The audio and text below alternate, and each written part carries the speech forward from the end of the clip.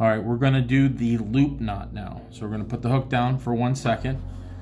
We're gonna literally just do an overhand loop, just like that, okay? Nothing big. Once we do that, then we're gonna go through the eye of the hook or lure. You can do this a lot with lures too. I use it pretty much on almost every lure I do. You'll see that it just keeps a nice little tight, loop right there. Now you can adjust the size of the loop. I'm keeping it kind of small. 2 wraps around the main line. See the loop right there? We're going through that loop with your tag end, okay? And now here, like I said, I'm keeping it kind of tight to the eye of that hook. Once you cinch it down, it should shoot out at a 90, just like that. That way you know if you did it correctly or not, all right?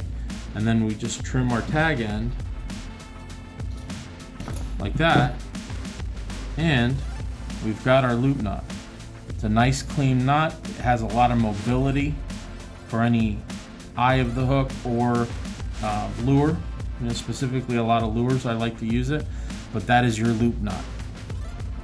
Great general purpose knot.